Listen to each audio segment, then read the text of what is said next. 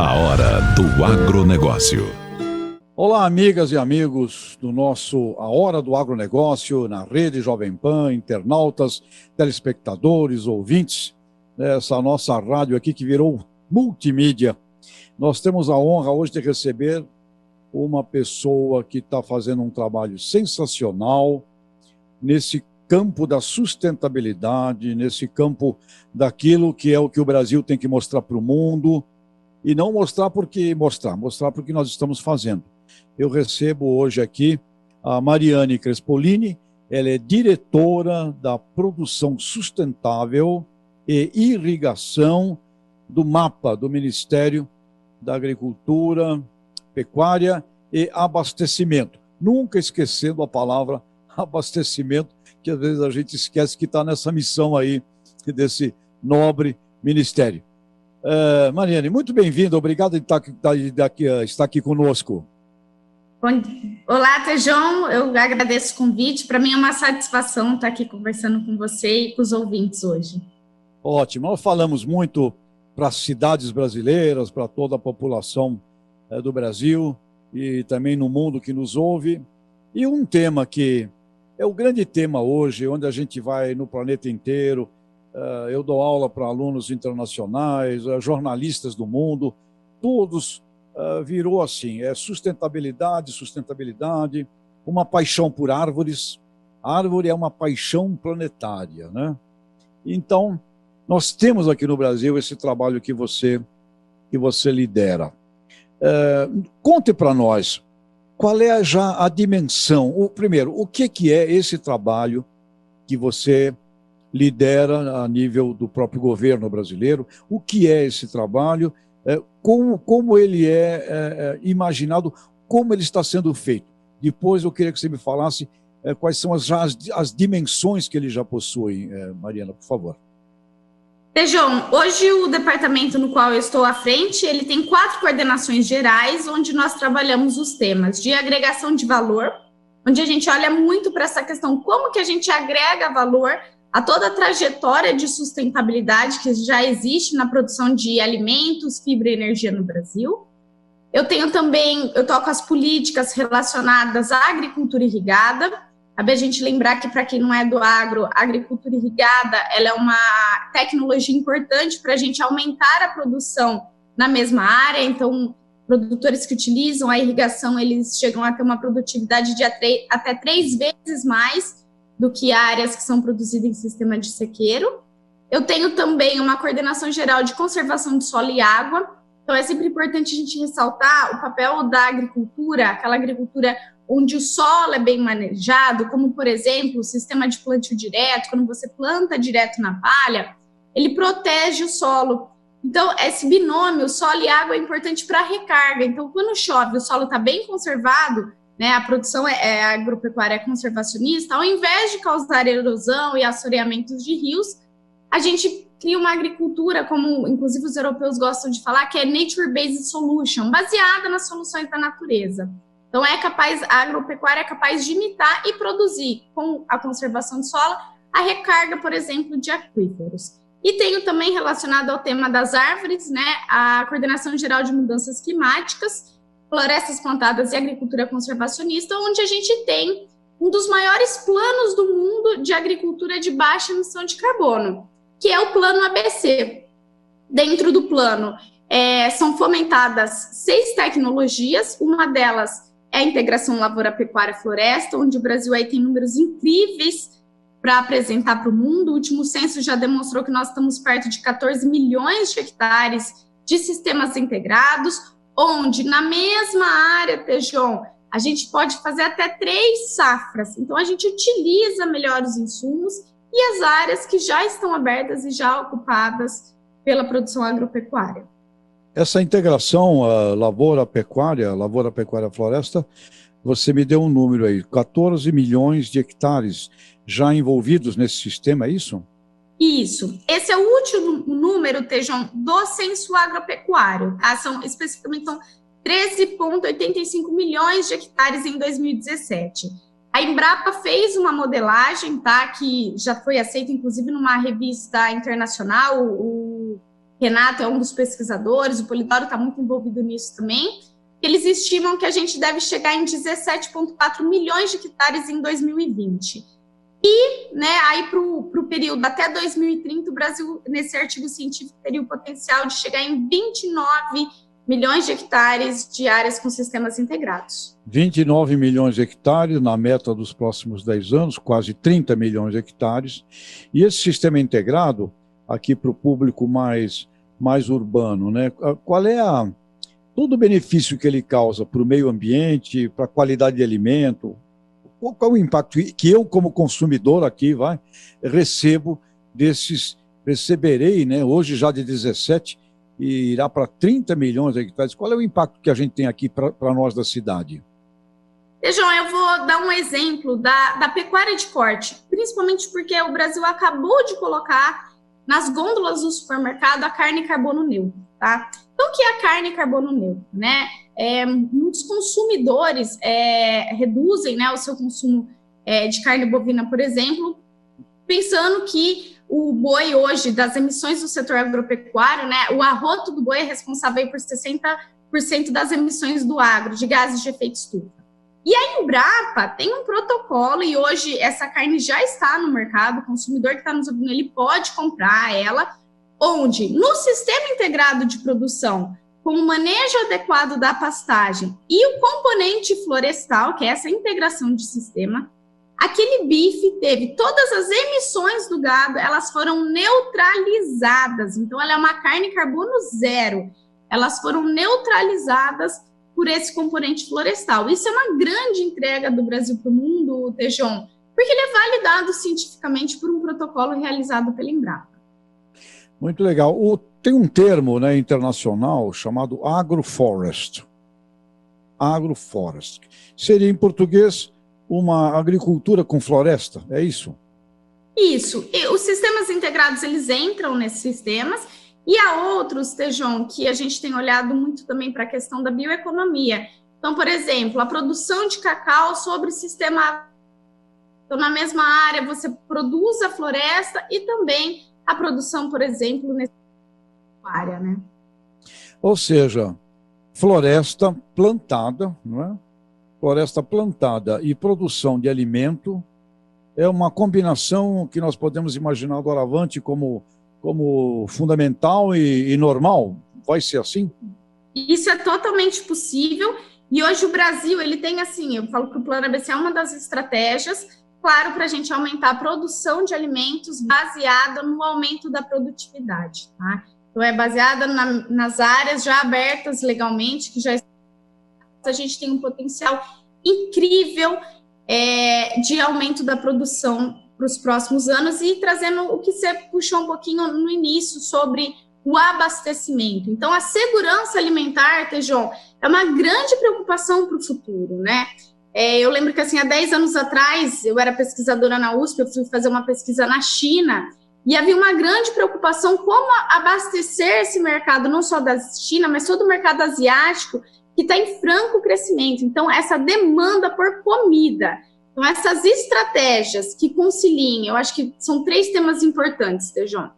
Clima, então, a agricultura, a agropecuária, podendo, como é o caso da carne carbono neutro. Hoje cedo eu tive uma conversa, uma reunião, já se falava em ovo, né, carbono neutro, aí já está trabalhando no bezerro neutro, couro carbono neutro. Então, clima.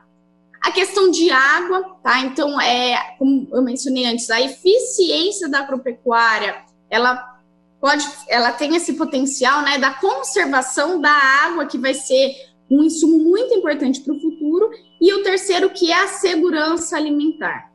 Ou seja, são conhecimentos que, além de melhorarem o alimento, aumentarem a segurança, oferecem para o produtor um ganho de produtividade, consequentemente um ganho de rentabilidade.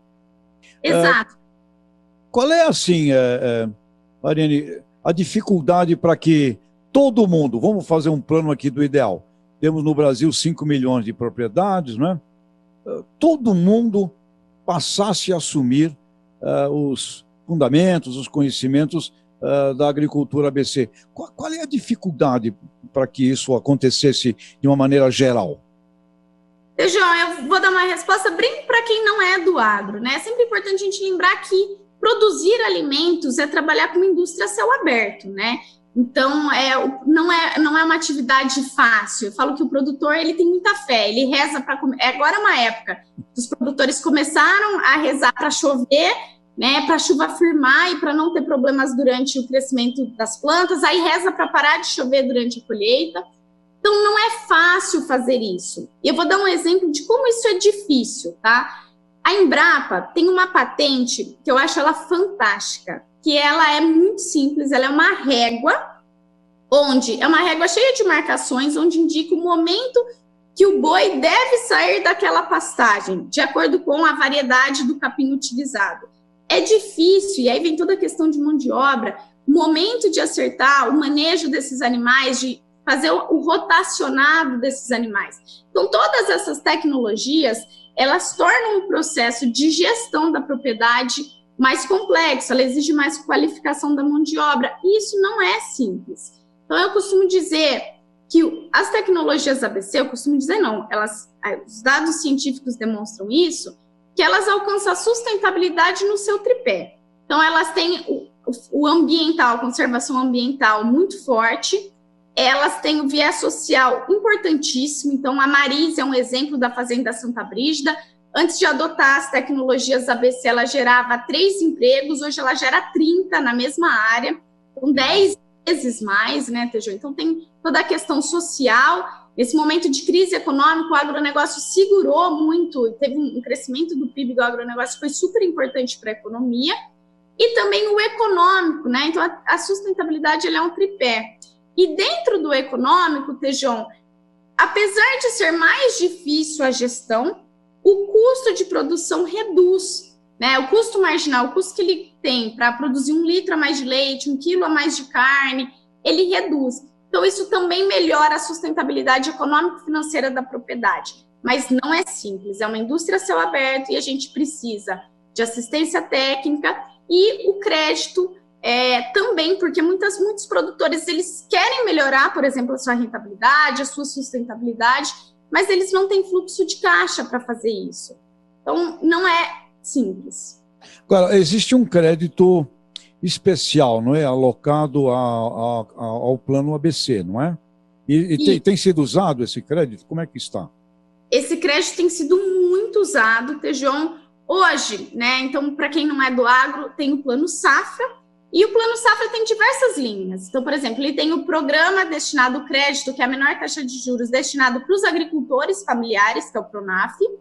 E a segunda maior linha de crédito em volume é o Programa ABC, que é justamente para fomentar as tecnologias sustentáveis de produção dentro do agro, João. Então, agora, os últimos dados do Banco Central de julho a setembro mostrou que foi o maior recurso da série histórica que o produtor já pegou de crédito nesses últimos meses, e também a maior área, né? Então, comparando a série histórica, a área que, né, o produtor ele tem que declarar, né, para o banco quando ele pega o crédito, qual vai ser a área que ele vai reformar a pastagem ou adotar o plantio direto ou os sistemas integrados de produção, ela já é a área de julho a setembro já é 3 vezes maior do que a segunda maior da série histórica do programa ABC. Então, esse momento, o mercado dos preços pagos ao produtor tem incentivado esses produtores a investir também na sua propriedade. Ou seja, está havendo uma velocidade na aceleração da consciência com relação a isso. Mas como você deixa bem claro, exige tudo que tem que ser aperfeiçoado, dá trabalho, né? E esse dá trabalho, você tem que ser mais atencioso, mais caprichoso. Provavelmente também as tecnologias digitais devem ajudar, não é? Imagino que ajudem o produtor a ter mais informação, né? De toda a lavoura, de toda a integração, porque é mais complexo, né? Você tem a dona Marise, eu conheço bem, lá de Ipameri, Goiás, e aliás, eu quando estava conversando com o pesquisador da Embrapa, o João K., eu perguntei para ele, por que a dona Marise fez o que vocês falavam para todo mundo e ninguém fez? Por que ela fez? A resposta dele foi engraçada. Ele falou assim, ela fez porque ela não era pecuarista, ela era dentista. Ou seja, uma pessoa que não era, né, exatamente do ramo, é hoje o símbolo, né, da integração lavoura, pecuária, floresta, e com esse dado aí interessante que você falou, multiplica por 10. Mas é uma gestão, sim, mais complexa, né? Eu fico imaginando aqui, você tem que tomar conta de árvore, tem que tomar conta de boi, tem que tomar conta da lavoura, do grão, da soja, do plantio direto, interessantíssimo. Agora, uma curiosidade, essa integração lavoura, pecuária, floresta não precisa ser feita somente com pinos, né, ou com madeira teca. Eu vi em Sinop, aliás, parabéns lá ao pessoal de Sinop, da Embrapa, genial. Tem lá uma série de experimentos, né, com árvores, com frutíferas. É lindo, né, quando você olha. Aliás, é o sonho de consumo de um europeu, né? É uma coisa daquela que a gente tem que mostrar lá para o mundo. Mas essa integração entre florestas, você pode usar outro tipo de árvore, não pode, Mariana? Pode, Tejon, e ela é muito estratégica para alguns biomas, como é o caso da Amazônia, tá? Então, a gente fazer essa conciliação, como eu dei o caso, poderíamos falar, por exemplo, do açaí, que é um grande produto muito forte no Pará, por exemplo, o café é produzido em SAF também. Então, isso pode ser usado muito além das culturas que o pessoal olha mais como pinos e eucalipto, tá, Tejon? Então essa estratégia da baixa emissão de carbono com esses produtos, né, esses outros produtos que são vistos como a bioeconomia, principalmente para regiões como a Amazônia, eles são fundamentais. Interessante, ou seja, pode fazer com açaí, né? Que é um produto que tem um mercado crescente, né? Aliás, internacional, né? Eu nem sei, e acho que não é nenhum brasileiro que tem o registro de marca açaí, acho que alguém lá fora registrou esse brand, né? essa marca. É muito interessante, você pode fazer com árvores desse tipo e ter uma produção não só mais rentável, lucrativa, um ciclo, né, que mexe com vários produtos, não apenas um, e, ao mesmo tempo, com isso, você ainda fica aí numa certa certificação, né, ambiental, não é isso? E agregação de valor, né, Tejon? Então, você traz esses produtos que têm um maior valor agregado também para fazer essa diversificação de renda. Então, eu acho que a agregação de valor é muito importante. E um outro ponto, que puxando uma pergunta que depois eu fui pensando sobre o benefício disso para o consumidor, também quando isso é conciliado com, por exemplo, a produção animal, ou mesmo em outros biomas, no caso da caatinga, enfim, esse componente florestal, ele gera também maior conforto térmico para os animais. Então, por exemplo, a produção de leite, isso é fundamental para aumentar a produtividade das vacas em lactação. Ou seja, nós poderíamos apresentar para o mundo que onde o Brasil produz alimento, isso vale também para a energia, né? Vale também para cana, imagino, vale também para fibra, né? Algodão e outras coisas. Onde o Brasil produz algo originado da terra, você sempre vai encontrar ali como um irmão gêmeo a árvore. Exato. E aí, Tejon, eu acho que a gente precisa contar para o mundo, para os nossos consumidores, que isso pode ser feito na área produtiva. Mas o Brasil tem um código florestal que é um dos mais modernos e mais exigentes. Então, para quem não é do agro, toda propriedade tem um percentual onde ela destina para preservação, onde esse produtor não tem produção nessa área, a não ser num sistema de manejo específico. Mas, no mínimo, de uma propriedade rural no Brasil, 20% dela é destinado à reserva legal. E no caso da Amazônia, esse percentual é de 80%. Então, se um produtor ele tem uma propriedade de 100 hectares, 80 hectares dele é destinado à reserva legal. E, além disso, Tejon, cabe a gente ressaltar que, ao redor dos recursos hídricos, também há as áreas de proteção permanente. Então, ele tem o percentual destinado à reserva legal e ele também tem que, é obrigatório por lei, ele manter a vegetação nativa ao redor dos recursos hídricos. E hoje, nesse último plano safra, Tejon, no programa ABC, eu acho que esse é um recado talvez mais para os produtores rurais, aqueles produtores que têm déficit, que ainda não estão adequados com a legislação do Código Florestal, eles podem, pelo programa ABC, fazer o financiamento para se adequarem, tá? Então, o Brasil tem um olhar muito integrado da produção, onde na área produtiva, eu costumo falar para a minha equipe que o melhor tema é a abordagem integrada. Então, na área produtiva, ele faz a sua produção de alimentos, como você mencionou, ele pode, dentro dessa produção de alimentos, também ter o componente arbóreo, na integração lavoura-pecuária, no sistema de SAF. Mas, além disso, ele tem um percentual da propriedade dele que ele é obrigado, por lei, a manter como reserva legal. Ou seja, não é ufanismo, não, vou registrar aqui com você, Marina, coisas muito bonitas. Onde existe quem desmata, queima, etc., é ilegal, é o crime. Não estamos falando deste mundo, que é o mundo que vai nos levar ao futuro. Mas é muito interessante esta síntese. Onde você está produzindo no Brasil, necessariamente tem árvores preservadas, seja na inteligência até do sistema ILP, integração, lavoura, pecuária, floresta, etc., ou pela própria lei, ou seja, você é obrigado a ter árvore. E esse trabalho também, eu vi lá no pessoal de Sinop, Mato Grosso, experiências deles para recuperação dessas matas ciliares, etc., para quem precisa fazer, né? E aí, com relação a essas áreas, que seja, eu sou um produtor, na época em que a lei permitia, eu tirei e desmatei, porque era no passado assim, vai lá, desmata e planta, era a lei antiga, né? Hoje não é mais. Então eu preciso repor. Quando eu for repor essas matas, você pode ter alguma coisa ali que seja também comercial? É possível ter alguma coisa comercial no meio? Tejão, dentro da reserva legal, o produtor pode fazer um manejo sustentável da reserva legal. Então, tem uma legislação, ele precisa de uma autorização para fazer isso. Então, ele pode sim ter uma renda disso, mas a maior parte ainda não tem, justamente pelo que nós falamos, que é complexo, tá, Tejão? Então, agora você começou a falar, eu lembrei que nos meus primórdios, quando eu terminei meu TCC na faculdade, a simulação que eu fiz foi justamente uma simulação de quanto melhoraria a renda do produtor se ele fizesse o manejo da reserva legal como uma estratégia de renda.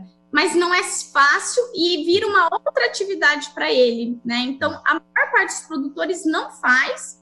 E um outro ponto que é importante a gente ressaltar, ele não recebe, ainda que esteja previsto no Código Florestal, pagamentos pelo serviço ambiental que ele presta ao manter essa reserva legal. Então, de fato, hoje a maior parte dos produtores mantém e não recebe, ele presta esse serviço para a sociedade e ele não recebe por isso, mas é previsto em lei o manejo sustentável da reserva legal.